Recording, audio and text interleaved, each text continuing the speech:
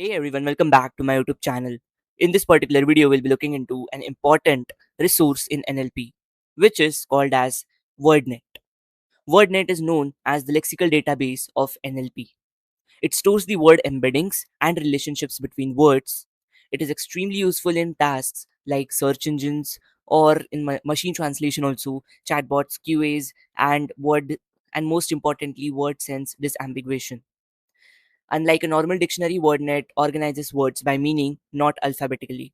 So we'll be understanding the in and out of this particular concept and all the related concepts which are attached to it. So I hope you all are excited. So without further delay, let's start. Now, if you remember in the previous video, we have learned about the lexical relations. Synonymy, hyponymy, hypernymy, meronymy, homonymy, polysemy. Okay, all these relations we have seen, its meaning we have seen along with the different examples associated with it. I hope it is clear to you all, and if you haven't watched that particular video, please have a look at it in the NLP playlist of my channel. Now, all these relations exist between words. Obviously, we have seen that with examples, but where are they stored? We have seen different relations, we have seen the meanings of it, we have seen the different gloss associated with it, but where are these all information stored? How does an NLP system actually use them? This question might have hit your mind. So the answer to that is nothing but WordNet, the structured lexical database that organizes all of this. Okay, so basically all these relations that we have seen, we have studied, all these are situated in a particular database, lexical database, which is called as WordNet. Okay, now how all of these are organized and what exactly it contains, let's have a look at it in detail. So first we'll be looking into the definition and overview of WordNet. Okay, so this is the definition. It is basically a large lexical database of the English language. Group words into sets of synonyms called synsets. Okay, this is something which is a new concept. Okay, synsets, it is nothing but a concept or a set which contains related words. Okay, a set of synonyms. Okay, and it records the semantic relations between synsets.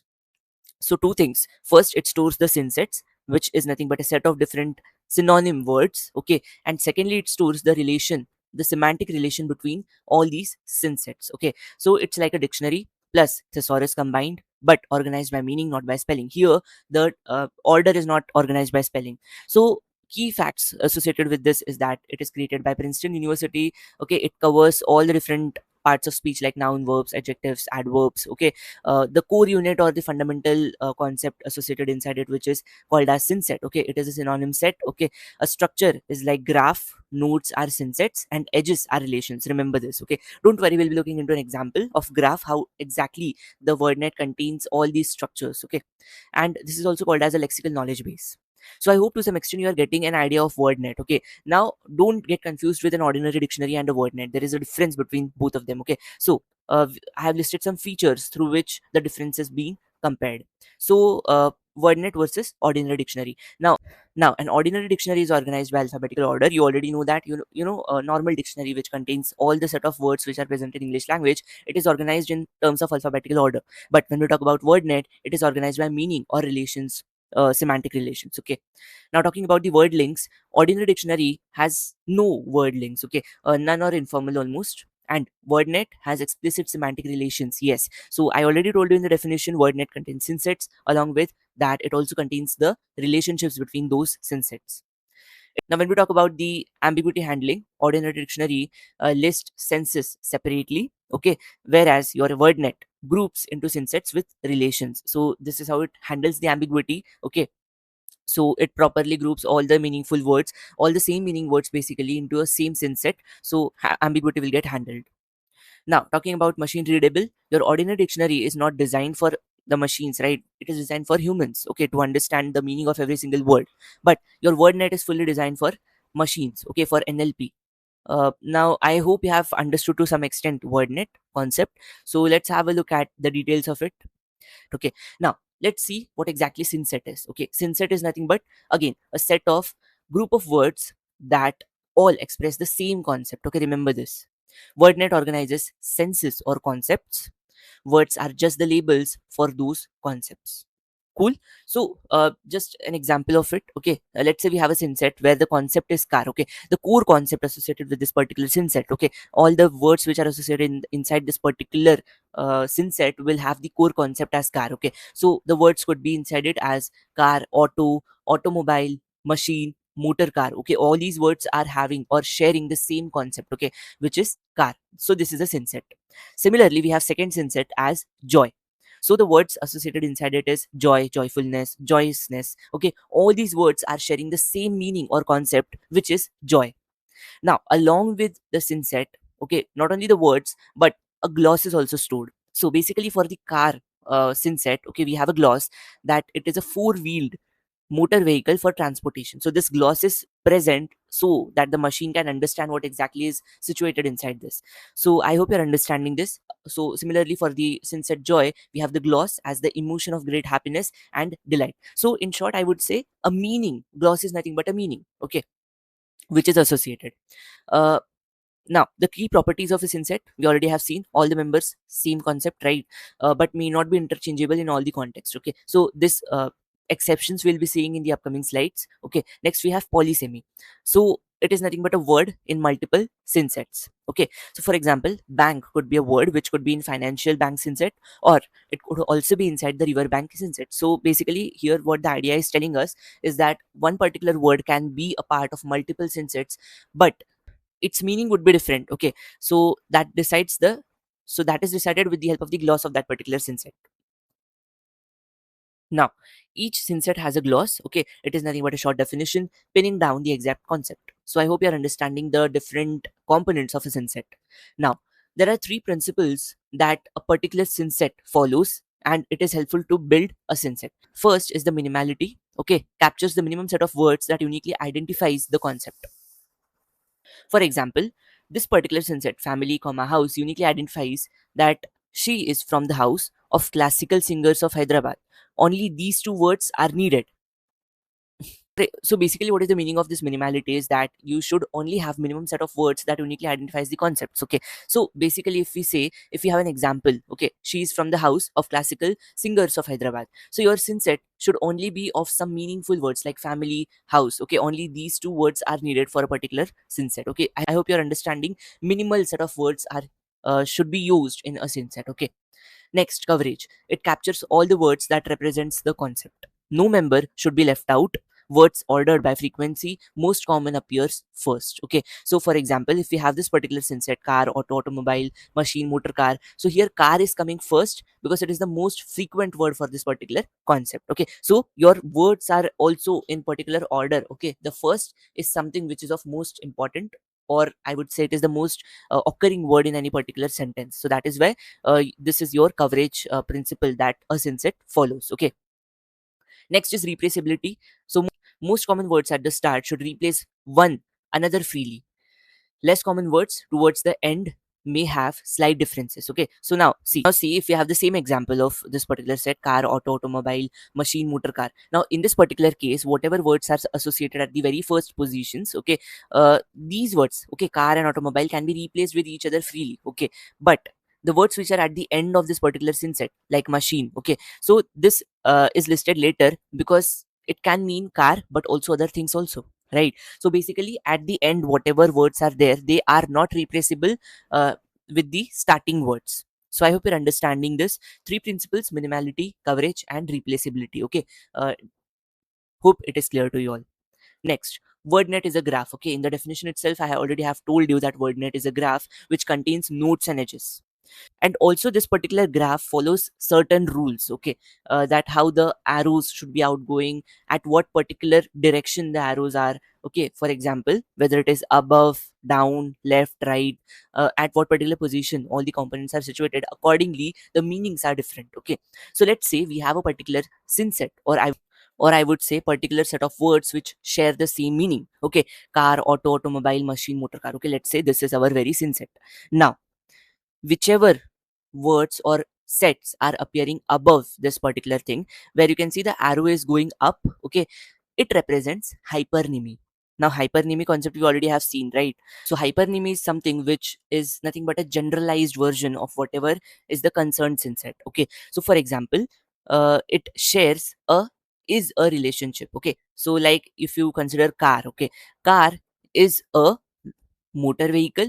Okay, car is a vehicle car is a transport. So you can see it is more it is more general term for a particular specific word, okay, like car, auto, automobile, like this, okay. So if you go above, it is nothing but hypernymy associated for that particular synset, okay. So here in the direction list also, up represents hypernymy, okay.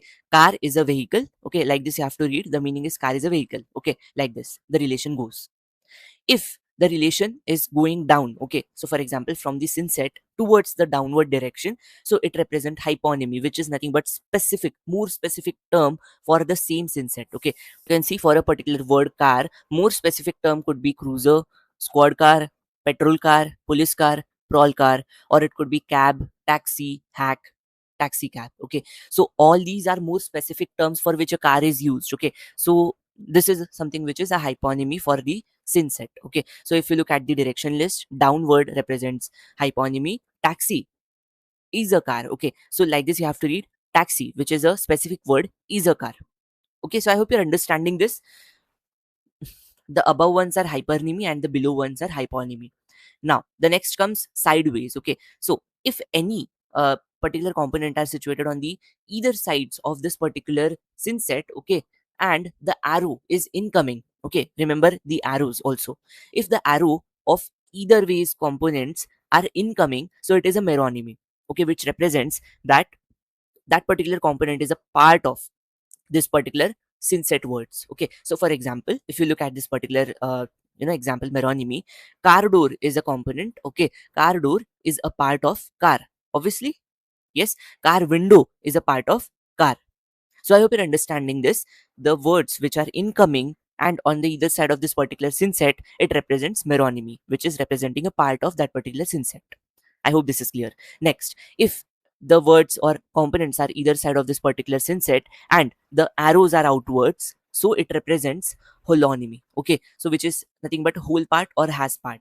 So if you look at this particular direction list, so holonymy, the example is car has an engine, okay.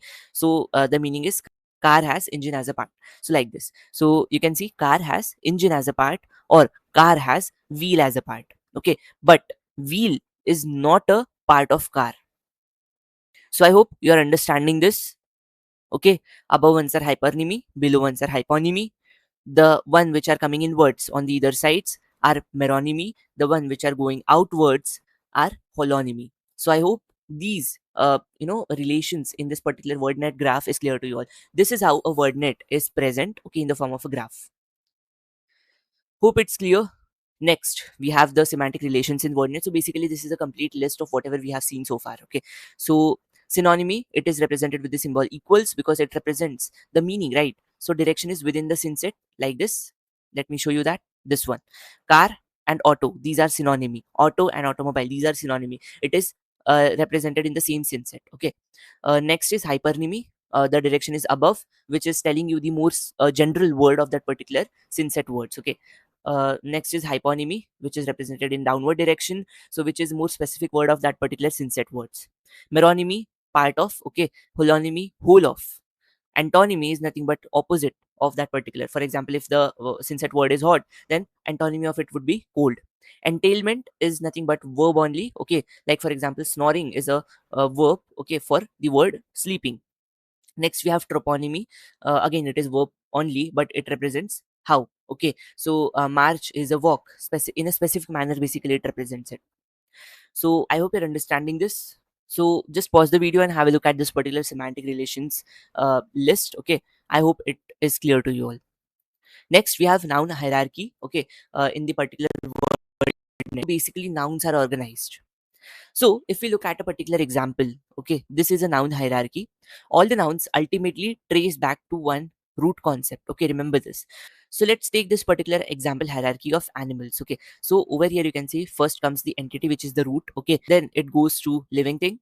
Then it is further classified as organism, further animal, further mammal, further dog. Then dog also has some classifications like poodle, labrador, dalmatian, okay.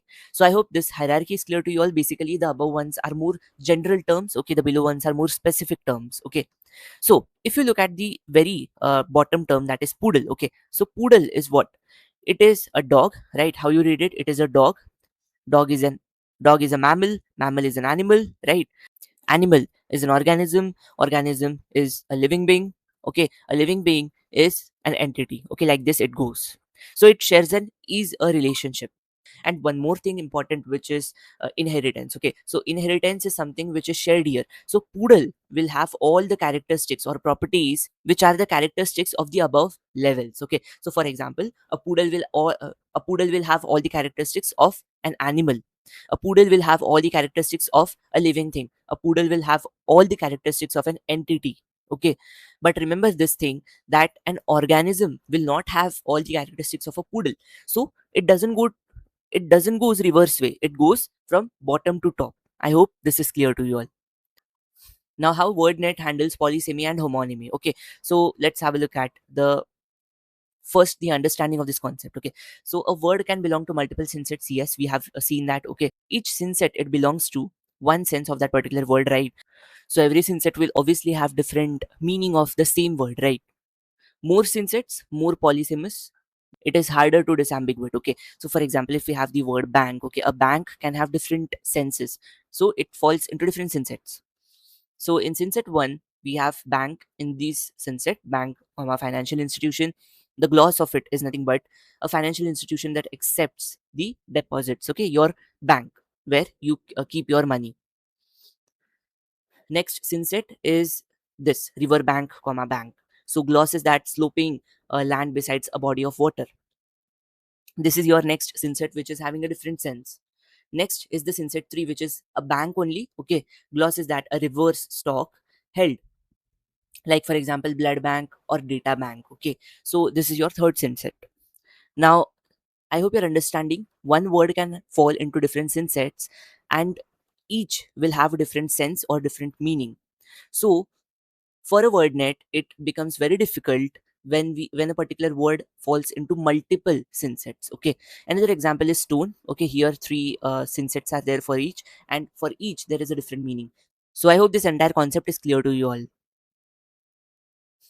Now, where WordNet is used in NLP, basically it is used in word sense disambiguation. This is something which is most importantly it is used for. Okay, basically it lists all the senses of ambiguous words. Algorithm picks the correct one. Okay, so whenever a particular sentence is there and in that a particular word occurs which has different occurrences in different synsets. So in that particular case, choosing the correct synset, or I would say the correct gloss, for that this wordnet is used for. Okay, in word sense disambiguation.